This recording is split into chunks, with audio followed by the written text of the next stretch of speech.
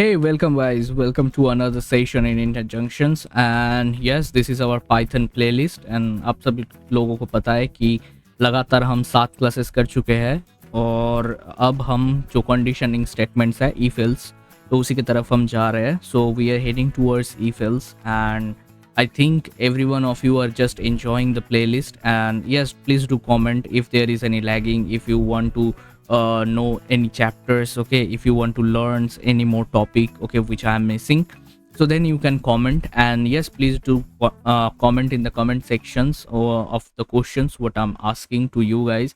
So yeah, that's all about your queries, okay. And now we are just heading towards the main topics of the if else. तो बिना किसी देर के शुरू करते हैं हमारे आज का टॉपिक. तो देखो, आज का मुद्दा है इफ एल्स स्टेटमेंट्स. ओके, आप सभी को पता है कि इफ एल्स स्टेटमेंट हम कब यूज करते हैं. या तो पहला वाला कंडीशन सेटिस्फाई कर दो या तो दूसरा वाला कोई कंडीशन सेटिस्फाई कर दो. मान लो कि मैं जा रहा हूँ स्कूल, ठीक है, आज मंडे है, सुबह से भाई बहुत तेज बारिश हो रहा है, तो मेरे को स्कूल जाना है. इसका एक कंडीशन है. क्या कंडीशन है? एक कंडीशन ये है कि 9 बजे अगर मेरा जो बारिश है वो रुक गया तो मैं स्कूल जाऊँगा. या फिर अगर मेरा 9 बजे मेरा स्कूल मतलब बारिश नहीं रुका तो मैं स्कूल नहीं जाऊँगा. ठीक है. अब इसमें भी और एक कंडीशन तुम लगा लो कि अगर 9 बजे मान लो कि बारिश रुक गया है लेकिन तुम रेडी हुए हो तभी तुम न जाओगे. अगर 9 बज गया है, बारिश रुक चुका है बट तुम रेडी नहीं हो चुके हो, तब तुम कैसे जाओगे? तो देखो क्या होता है ना कि रियल लाइफ स्टेटमेंट में, रियल लाइफ सिनेरियो में क्या होता है कि हम जो भी काम करते हैं ना वो सारे केसेस पे डिपेंड्स होते हैं, right. There are multiples of cases. okay, on that specific conditions we are just directing our programs. So depending upon which conditions we are applying, our work is treated as true and false. okay, then we can take the decisions. हम लोग decisions ले पाते हैं. तो यही है actually if else statements. तो इसको हम कंडीशनल स्टेटमेंट भी कहते हैं, ठीक है. प्रोग्रामिंग में इसको हम कंडीशनल स्टेटमेंट भी कहते हैं. तो क्या होता है conditional statement? Conditional statement is nothing but just true and false. okay, so this is a conditional statement and you can see this is nothing but what true and false. okay, true and then another one is false. So either this is true or this is false depending upon your conditions. So we have three things, guys. One is if, one is else if, or if else, and another thing is elif. okay, so let's discuss one by one. What is the if condition? First, this is our starting positions. okay, as you can see, this is our starting positions. okay, this is our starting positions of your programming. Now you apply some conditions, and upon these conditions, if this condition is true, then the block of code will be executed. okay, otherwise what is happening? Look, if your condition is true, then your block of code will executed and you have come to the end. okay, this is the end of your project. And what is this? This is the start. okay,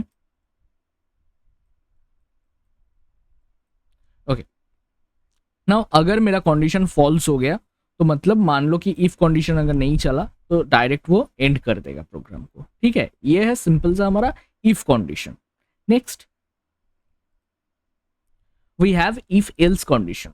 That means some else part is just added in our if condition. What is that? This is our start. okay, as you can see, this is our start. okay, nice. This is our start and we just apply the conditions over our program, and if this is true then the if block will get initialized. okay, so there is two block. One is the if block, this is the if block, another one is the else block. okay, another is the else block. so मैं क्या बोल रहा हूँ कि अगर मेरा condition true निकला, अगर मेरा कंडीशन ट्रू निकला तो वो इफ का जो इफ पोर्शन में जो भी कुछ है, जो भी मतलब तुम्हारे बॉडीज है उसको एग्जीक्यूट करेगा. अगर ये ट्रू नहीं निकला, मतलब अगर ये फॉल्स निकला, तो ये एल्स पोर्शन को क्या करेगा? एग्जीक्यूट करेगा. एंड तुम्हारे एल्स ब्लॉक में जो भी सारे कंडीशंस के वजह से तुम्हारा जो बॉडी है उसको वो एंड में थ्रो कर देगा. सीधा सीधा बात है. ठीक है, इफ में क्या था? Simple, either if is true then if part or the body part will get executed but there is no else part. But if else में क्या होता है कि इफ पोर्शन रहता है, एल्स पोर्शन रहता है. तुम्हारे कंडीशन के हिसाब से जो ट्रू रहता है, अगर वो सही निकला, मतलब अगर तुम्हारा कंडीशन ट्रू निकला तो वो इफ को एग्जीक्यूट करेगा. अगर तुम्हारा जो कंडीशन है वो ट्रू नहीं निकला, मतलब फॉल्स निकला एक तरीके से, तो वो एल्स को एग्जीक्यूट कर देगा. Right, okay. नेक्स्ट सिनेरियो पे क्या आता है कि एलिफ आता है. एलिफ का मतलब कुछ नहीं है. एलिफ का मतलब है, तुम अगर सी प्लस प्लस जावा ऐसे कुछ पढ़े हुए हो लैंग्वेज, तो तुमको ऑब्वियसली पता है कि एलिफ का मतलब है एल्स इफ. एल्स इफ मतलब मल्टीपल. जैसे मैंने एग्जांपल दिया ना कि 9 बजे मेरे को स्कूल जाना है, उसका कंडीशन है क्या बारिश रुकेगा या बारिश नहीं रुकेगा. एक कंडीशन हो गया. बारिश रुकेगा तो मैं अगर तैयार हो जाऊंगा तो मैं जाऊंगा, मैं अगर तैयार नहीं होऊंगा तो मैं कॉलेज और स्कूल नहीं जाऊंगा.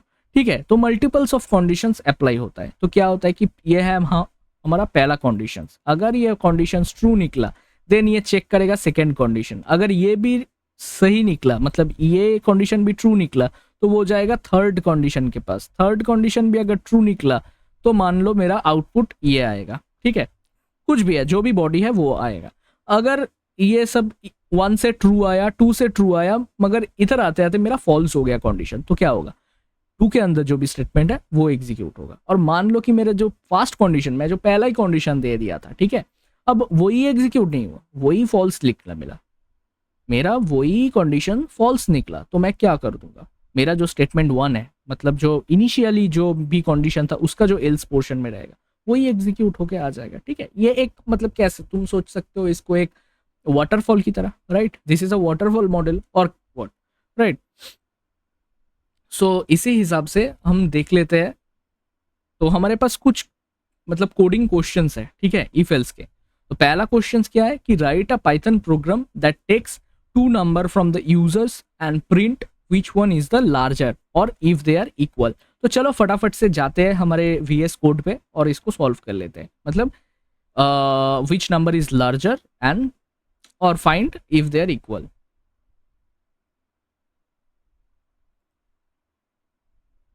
राइट, तो ये है लार्जर नंबर. ओके, तो देखो जैसे num1 हो गया और मेरे को इसको इनपुट लेना है, तो मैं कैसे लूंगा, इंट इनपुट. ओके, और इसके अंदर अगर हम कमेंट लिखना चाहते तो एंटर द फर्स्ट नंबर. हो गया. अब तुम कुछ भी लिख दो ऐसे, ठीक है, डिनोट कर देगा. सिमिलरली यही सेम चीज मेरे को लिखना है num2 में. ठीक है, तो मान लो कि ये भी मैंने लिख दिया. ठीक है, फास्ट की जगह तुम लिख दो सेकंड और num1 की जगह मैं लिख लेता हूँ हमारा num2. अब देखो, अब ध्यान से देखो. ठीक है, अभी मेन चीज है, बस एक बार समझ लिया ना तो हो जाएगा काम. लिखा है, आ ही रहा है. ठीक है, कि इफ मेरा अगर कंडीशन ये है कि if num1 is greater than num2. ठीक है, अब तुम लोग बोलोगे कि सर अब स्पेस क्यों नहीं दे रहे हो. स्पेस दो बेटा या ना दो, ये टोटली तुम्हारे ऊपर डिपेंड करता है. राइट, मगर एक चीज मत भूलना कि इफ जो कंडीशन है उसके बाद तुमको कोलन साइन देना पड़ेगा, क्योंकि पाइथन का ये रूल है कि जब तुम num1 और num2 कोई कई भी कंडीशंस लगा रहे हो ना, तो वो इंडेंटेशन फॉलो करते हैं, ब्रैकेट नहीं. और मैंने पहले क्लास में ही बता चुका हूं मैं इंडेंटेशंस क्या होते हैं. Right, that Python doesn't follow the bracket, so we have to give the colon to indicate the indentation. Now if I hit enter you can see there is a blank space. Okay, so मैं क्या print कर दूंगा कि print num1 is larger. और मैंने ये एक झटके में कैसे कर दिया, जो सजेशन में आ रहा था, look this VS code is getting updated just because of AI, right? So it can write the code by itself, some piece of code, but yes, if there is any complex code it will not handle, it will just do some easy stuff. Okay, so ये मैं tab दबा के कर दिया हूँ. ठीक है, directly. तो print num1 is larger number. अच्छा, ठीक है. नेक्स्ट कंडीशन क्या है, एल्स. हम ऐसे भी लिख सकते हैं, else we print what, num2 comma is larger number. ठीक है, मतलब मान लो कि मैंने num 1 पे अब दे दिया हूँ, तो इसको डिलीट करते हैं, ठीक है, और फिर से रन करते हैं। तो देखो ये मेरे से मांग रहा है कि what is the fast number. So fast number मैं देना चाहता हूँ 34, and what is the second number, second number मैं देना चाहता हूँ 57। ओके, सो ये बोल रहा है 57 इज लार्जर नंबर। प्रॉब्लम क्या है? प्रॉब्लम ये नहीं है। इसको मैं अगर रीरन करूँ ना, फास्ट नंबर मैं दे दूंगा 23 एंड सेकेंड नंबर मैं दूंगा 12, तो ये मेरे को बोल देगा कि 23। प्रॉब्लम ये बात है कि देखो जैसे मैंने ये कर दिया 23 एंड 23 कर दिया ना, 23 इज लार्जर आ रहा है, मगर मेरे को ये तो नहीं पता चल रहा है ना कि दोनों इक्वल है कि नहीं। तो यही पे आता है हमारा इफ एल्स कंडीशन और एल इफ। ठीक है, देखो एक इफ कंडीशन हो गया, एक एल्स कंडीशन हो गया, मगर इसके बीच में ना, इसके बीच में हमारे एक कंडीशन और भी था। क्या था? कि elif num1 is equal to num2। Okay, so elif, elif में क्या हम लिखेंगे, sorry, elif num1 is equal to num2। मैं फिर से बोल रहा हूँ, ये तुम्हारे ऊपर है, स्पेस देना चाहते हो दो, दे नहीं देना चाहते हो मत दो, totally depends upon you. Print both the numbers are equal. Okay, both the numbers are equal. तो ये एक सिंपल पैटर्न है how you write if, elif and else condition। first if condition, then elif condition, and next but last this is else condition। now एक बात है, entire program में हम कितने भी times, मतलब it depends upon us that how many times we actually want to give elif condition। like मैं elif और भी ऐड कर सकता हूँ इसमें, elif मैं और भी ऐड कर सकता हूँ इसमें, ठीक है, और भी ऐड कर सकता हूँ। तो ये बात नहीं है, एलिफ में कितने भी टाइम्स में इनपुट कर सकता हूँ। ठीक है, तो देखते हैं अभी हमारा प्रोग्राम सही से रन हो रहा है कि नहीं हो रहा है। ठीक है, मान लो मैं फर्स्ट नंबर जो दूंगा वो है 23 एंड सेकेंड नंबर मैं दूंगा 23। So both numbers are equal, this is working absolutely fine. तो ये हमारा बेसिक पैटर्न है कैसे इफ, एलिफ एंड एल्स हम यूज कर रहे हैं। ठीक है, तो ये था हमारा पहला प्रोग्राम। एक एक करके जल्दी से हम लोग सॉल्व कर लेते हैं सारे questions. Okay,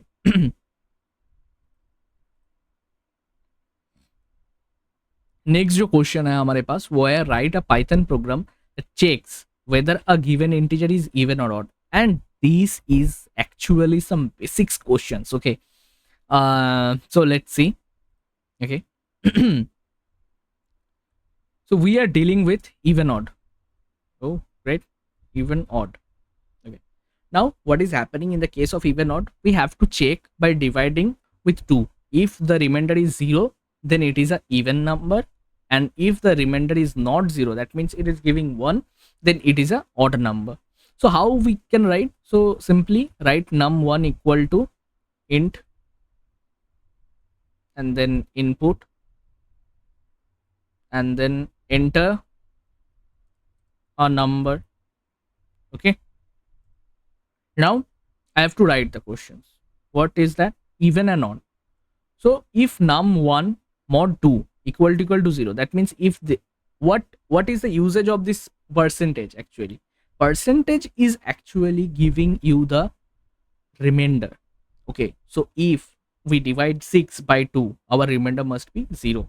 so print num1 is even number। okay, else print num1 is a odd number। okay, okay, so if I just hit run, so enter a number 23। oh what is happening? oh sorry, enter a number 23। so 23 is a odd number। okay, so if I rerun this, enter a number, suppose like 64। so 64 is a even number। very good। so one thing that is coming at my mind, that if I say, hey, what is 0? 0 is also even number, but you can say like 0 is not something kind of even or odd number, right? so we have to enter some if else condition, like elif condition, right? so elif, I am saying that num1 is equal to 0 that means we have to print the num1 is 0. And one thing, just give a space, okay, so that it will be printing fine. What do you think? Okay, so if my number is suppose 0, so it is giving 0. Oh, again it is 0. So I'm just look why it is happening, because at the first my if condition is getting uh executed, right? So पहले मेरा जो num1 mod 2 ये condition execute हुआ, तो उधर वो मतलब आ गया कि 0 mod 2 equal to 0, so 0 is a even number. So मैं इधर कुछ अपडेट कर सकता हूँ. कैसे अपडेट कर सकता हूँ? पिछले दिन हम लोगों ने सीखा लॉजिकल ऑपरेटर एंड में हम लोग लिखेंगे and num1 is not equal to 0, then we can do this. That means एक मेरा कंडीशन है कि मेरे को डिवाइडेड बाई 2 इक्वल टू 0 आना चाहिए, और मेरा कंडीशन ये है कि नंबर को 0 नहीं होना चाहिए. अगर मैं अब इसको रन कर दूं और मैं देखूं कि 0 देने पे क्या आ रहा है कि 0 is 0, right? So this is something how we can update your programming, right? So I think you all guys can understand what is the way how to think, how to rebuild your programming. Okay, don't just delete your programming. Okay, try to improve your coding. Okay, it's not a matter of what you are writing and how efficiently you are writing, but it is the matter how you can understand. तुमको क्या समझ में आता है, यही बस है. ठीक है, क्योंकि देखो मैं एक चीज़ ना तुम लोगों को बताता हूँ कि प्रोग्रामिंग हम इसीलिए नहीं करते कि सीखने के लिए, मतलब हमको कुछ आ रहा है, ये सब नहीं. मेरा मेन जो मुद्दा है वो ये है कि मेरे को कंप्यूटर को अंडरस्टैंड करवाना पड़ेगा. कंप्यूटर को मेरे को समझाना पड़ेगा कि मैं क्या बोलना चाहता हूँ. वो तुम ABCD करके लिखो, या तुम कोई प्रोग्रामिंग पाइथन में लिखो, या तुम किसी भी प्रोग्रामिंग सी में लिखो. अब क्यों Python? Because this whenever you are solving any programming, okay, this Python has a lot of library supports. Okay, so that's why this is very easy for you guys to handle different types of complex problems. Okay, now let's go to our next problem. So problem है क्या? Write a Python program that prompts the user to enter their age and determines if they are eligible for vote. Okay, voting age is 18 or older. Okay, look, मैं ये तुम लोगों को homework की तरफ से देता हूँ, ठीक है, कि अगर 18 है, बिलो 18 है, मतलब अगर जो एज है वो बिलो 18 है, that means not eligible. Okay, ऐसे करना. अगर इक्वल टू 18 है तो बोल देना कि इन प्रोसेसिंग. ठीक है, मतलब उसका जो वोटिंग है वो इन प्रोसेसिंग चल रहा है. ठीक है, ठीक है.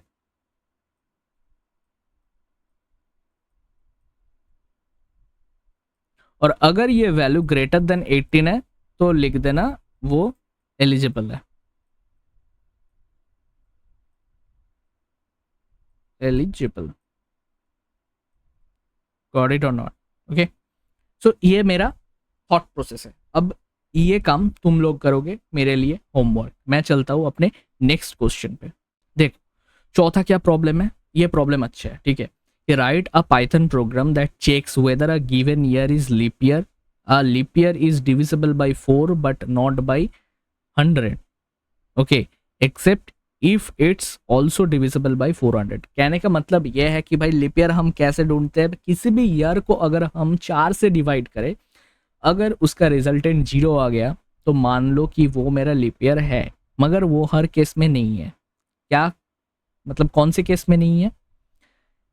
मान लो कि किसी भी तुम्हारे ईयर के बाद में लास्ट का जो 2 डिजिट है वो 00 है. ये क्या कह रहे हो गुरुजी? कहना ये चाहता हूँ कि मान लो कि 1900 या 1900, तो 1900 is also divisible by 4 and even you can say that this is a leap year. But बात ये नहीं है. बात यह है कि लास्ट में अगर 2 डिजिट 0 होता है तो उसको हम सेंचुरी मानते हैं, और सेंचुरी को हम 4 से नहीं बल्कि 400 से डिवाइड कर देते हैं. ठीक है, अगर वो 400 से डिविजिबल हो गया तो वो लीप ईयर है. अगर वो 400 से डिविजिबल नहीं हुआ ना तो वो नहीं है. ठीक है, तो जैसे 1600, 2000, 2400, 2800 ये सब है लीप ईयर. मगर 1900, 1500, ठीक है, 1300 ये नहीं है. तो अब ये थोड़ा ट्रिकी क्वेश्चन है. क्यों? चलो करते हैं. तो पहले ये है हमारा लीप ईयर का प्रॉब्लम. लीप ईयर का प्रॉब्लम। ओके, जैसे हम ले लेते हैं कि चलो लीप ईयर। ओके, तो ईयर ले लिया, ठीक है। ईयर में क्या आएगा, देखो ये खुद ब खुद मेरे को दे रहा है मगर मैं देखना नहीं चाहता वो, ठीक है। मतलब मैं करूंगा, मैं सॉल्व करूंगा, ठीक है। तो देखो पहला क्या बात है, जो जो आम आदमी होता है वो क्या कर देगा, if year okay mod 4 is equal to 0 then print the year is leap year. Okay, else print the year is not leap year. हो गया, काम खत्म। मैं इसको थोड़ा रिमूव करके मैं रन कर दूं। अब ईयर डालो, कौन सा ईयर डालूंगा गुरुजी, 2024, this is a leap year. वाह वाह वाह वाह, शाबाश, क्या काम कर रहे हैं मेरा कोड। एंटर करो 1996, बस ये भी लीप ईयर आ गया। बस मेरा तो प्रोग्राम भाई बल्ले बल्ले। सो मैं डाल दूंगा 2000। देखो गुरुजी मेरा तो आ गया है भाई, बहुत बढ़िया। और लास्ट वाला एक 1900 डाल के देख लेते हैं। ये भी लीप ईयर। अरे यार अब तो दिक्कत आ गया, 1900 कैसे होगा, 1900 कैसे होगा। मैंने बोला था ना कि अगर लास्ट में 2 डिजिट आ रहा है और उसको चेक करना है 400 से, तो ये तुम कैसे करोगे। तो मैं पहले 4 से डिवाइड नहीं करूंगा, मैं पहले ये चेक करूंगा कि मेरा जो ईयर है वो 100 से डिविजिबल है कि नहीं है, राइट। बिकॉज लास्ट में अगर 2 डिजिट मेरे को 0 चाहिए तो उसको, उस नंबर को मेरे को 100 से डिवाइड करना पड़ेगा पहले। अगर वो 100 से डिविजिबल है फिर मैं चेक करूंगा कि वो 4 से मतलब 400 से डिविजिबल है कि नहीं है, ठीक है। If my year is divisible by 100 then again I am writing if my year is divisible by 400 and then I can say like my year is leap year। Okay, ये तुम एक लाइन में भी लिख सकते थे, मैं वो भी दिखा दूंगा तुमको, ठीक है। एल्स में क्या लिख सकते थे कि एल्स अगर नहीं है तो print the year is not leap year। Okay, now ये मैंने लिख दिया कि अगर ये 100 से डिविजिबल है तो वो चेक करेगा 400 से। अगर 400 इक्वल टू 0 हो गया है तो मतलब मान लो कि वो लीप ईयर है, एल्स वो प्रिंट कर देगा कि नहीं है। तो उसका जो इफ है, इफ कंडीशन 100 से डिविजिबल वाला केस है। अब एल्स जो पोर्शन है, एल्स में भी तो मेरे को चेक करना पड़ेगा ना कि if year mod 4 is equal to 0 then my year is leap year. अगर वो 100 से डिविजिबल नहीं है तब मेरे को 4 से डिविजिबल करना पड़ेगा। अब अगर ये 4 से डिविजिबल है तो मेरे को एल्स से भी एक बार देखना पड़ेगा। एल्स क्या, else print the year is not leap year. Got it. तो देखो फ्लो कैसा रहा कि एक बार 100 से डिविजिबल किया, ये मेरा मेन आउटर लूप है, ठीक है। आउटर लूप है ये मेरा। तो आउटर लूप के इफ के साथ आउटर लूप का एल्स, इनर लूप, इनर जो इफ है उसके साथ इनर एल्स, इनर इफ के साथ inner else. So this is called the indentation in Python. तो देखो if the year is divisible by 100 तो उसको मेरे को चेक करना पड़ेगा 400 से। अगर वो 400 से भी डिविजिबल हो गया है तो मेरे को चेक करना पड़ेगा कि अगर वो 400 से डिविजिबल है तो लीप ईयर है, नहीं है तो नहीं है। अगर वो 400 100 से डिविजिबल नहीं है मान लो मेरा ईयर, तो मेरे को वो 4 से डिवाइड करना पड़ेगा ना। 4 से अगर मैं डिवाइड करूं तो मेरे को मिल गया है, मतलब एल्स में तो वही चल रहा है ना। एल्स मतलब क्या, 100 से डिविजिबल नहीं है तो उस ईयर को मेरे को 4 से डिवाइड करना पड़ेगा। अब देखो, अब मैं अगर इस प्रोग्राम को रन कर दूं तो मेरे को क्या आ रहा है कि एक ईयर है 1223। तो this is not a leap year, you can see by dividing it 4। Okay, मैं अगर इसको फिर से रन करूं, अब अगर मैं 1900 लिखूं, this is not a leap year. Okay, but अगर मैं लिखूं 2000 तो this is a leap year. And you can also check by typing like 2024. This is a leap year, guys, so this is a leap year and this is working absolutely fine. Okay,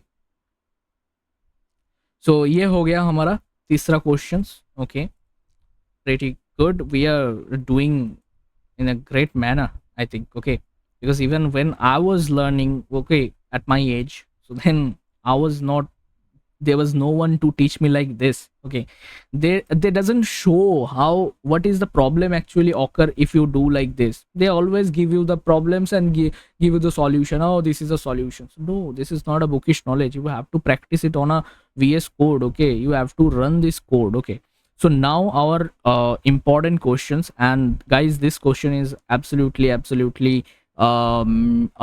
little bit tougher. Okay, but yes, I hope my audience can solve this problem. So what is the problem? Write a Python program that determines the type of a triangle based on the lengths of this three side. मतलब तीन side के मतलब हिसाब करने के बाद तुमको ये निकालना पड़ेगा कि हमारा जो ट्राइंगल है वो कैसा है.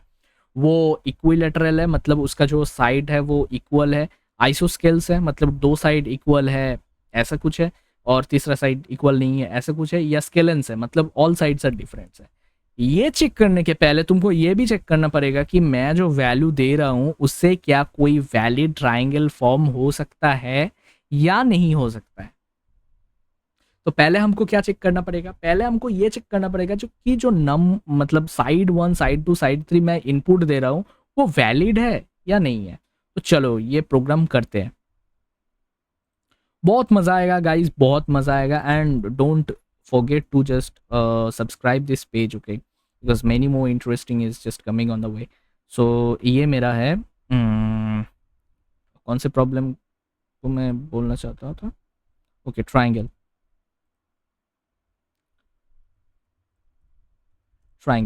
सो उसके पहले मेरे को क्या लेना पड़ेगा? साइड 1 लेना पड़ेगा. Okay, side 2 equal to side 2 and side 3 equal to triangle. Int input enter the third side. okay, देखो जहां पे तुम लोगों को समझाना होता है मैं वहां खुद टाइप कर देता हूँ. ठीक है, जहां पे वो दे रहा है मैं उसको इग्नोर कर रहा हूँ.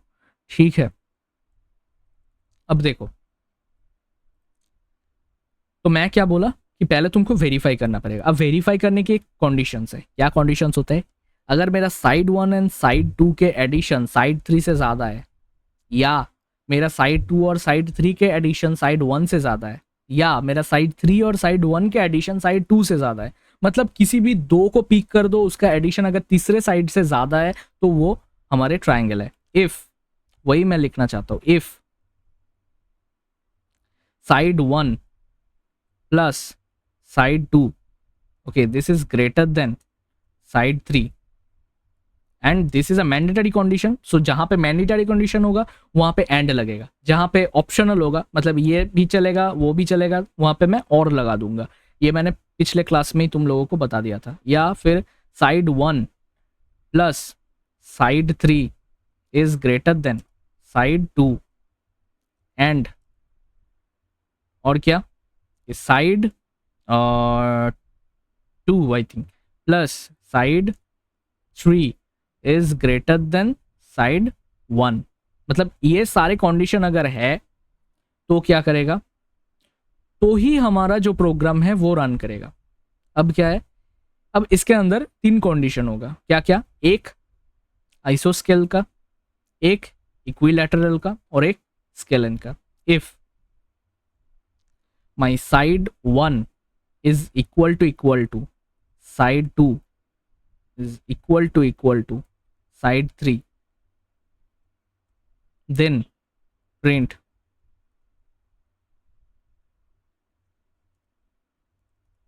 this is a what? If all are same, then this is a equilateral triangle. okay, this is a equilateral triangle. Got it? Now if के बाद क्या आता है, एलिफ। एलिफ एलिफ में अगर अब देखो साइड 1 अगर साइड 2 के बराबर है, ओके, तो हम ऐसे लिख सकते हैं कि side 1 is equal to side 2, और मतलब दोनों में मतलब किसी भी एक कंडीशन को सेटिस्फाई होना पड़ेगा ना। मैं तुम लोगों को यही सिखा रहा हूँ। साइड 3 के बराबर है, और मान लो मेरा साइड जो 1 है वो इक्वल टू है साइड 3 के, ठीक है। तो इसको मैं क्या प्रिंट कर दूंगा, इसको मैं प्रिंट कर दूंगा, this is a iso scalene triangle, okay, ठीक है। एलिफ और एक कंडीशन लगा देते हैं जो हमारे है उसके स्केलन के। एलिफ मेरा जो side 1 is not equal to side 2 and side 2 is not equal to side 3 and मतलब ये मैंडेटरी है ना, तीन साइड को अलग अलग होना पड़ेगा, ठीक है। And side 3 is not equal to side 1, then इसको हम क्या कहेंगे, print this is a scalene triangle, okay. तो ये हो गया हमारे पूरे कंडीशंस। अब इफ जहां हम लिखे थे मेन इफ मतलब ट्रायंगल बन गया है इसमें, तो इसमें क्या बनेगा, इसका जो कंडीशन रहेगा, give some valid input, right. क्योंकि उस पे हम चेक कर रहे थे, इस पे हम क्या चेक कर रहे थे कि ट्रायंगल का वैलिडिटी, ओके। तो ट्रायंगल का जब वैलिडिटी हम आउटर इफ पे चेक करें, तो आउटर एल्स पे भी तो वही देना पड़ेगा ना, कि हमको वैलिड इनपुट देना पड़ेगा, राइट। अब चेक करते हैं कि हमारे प्रोग्राम रन कर रहे हैं या नहीं कर रहे। फर्स्ट साइड मान लो हमने दे दिया है 6, second side 6, third side 6, so this is a equilateral triangle, got it. Now अगर मैंने दे दिया फर्स्ट साइड 3, सेकेंड साइड 3 और थर्ड जो साइड है वो 5, this is a isosceles triangle, got it, okay. मान लो मैं अगर दे दिया हूं ये 3, ये 4 and this is 5, we all know this is a right angle triangle, but let's see what is happening.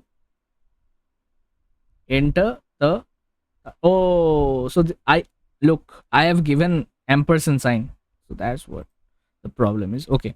So now if I am saying this is 3, this is 4 and this is 5, this is a scalene triangle, okay. Now let's take an absurd like values, okay, like 100, 1 and like something like 7. Give some valid input, okay, because 100 plus 1 is greater than 7, but 1 plus 7 is not greater than 100, right? So this is not a valid way to solve the to determine it as a triangle, right?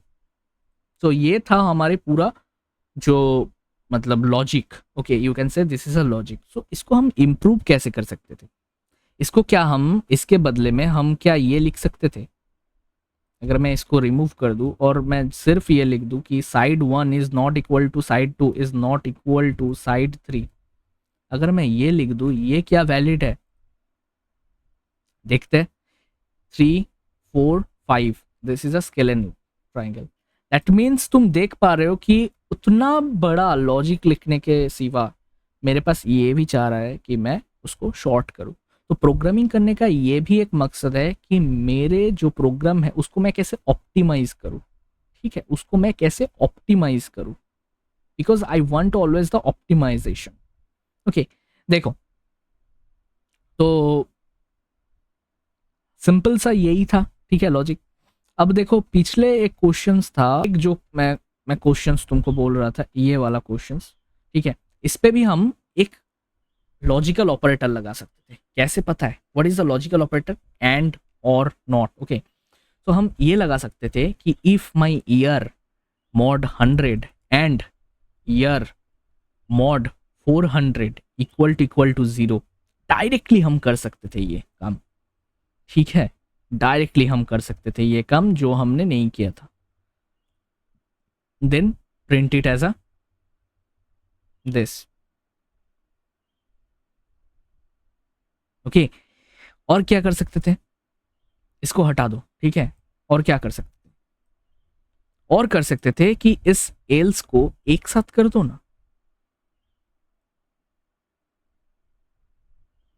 Okay, else if, okay, और ये ऐसे रख दो कि else if my year mod 100 is not equal to 0 and my year mod 4 is equal to 0, then it is also leap year.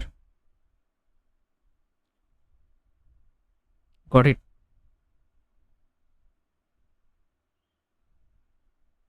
So इसको हम एक काम कर सकते थे, ठीक है, इसको हम एलिफ में घुसा सकते थे, ठीक है. Elif this is my conditions and you can see like this and this is our else, ठीक है.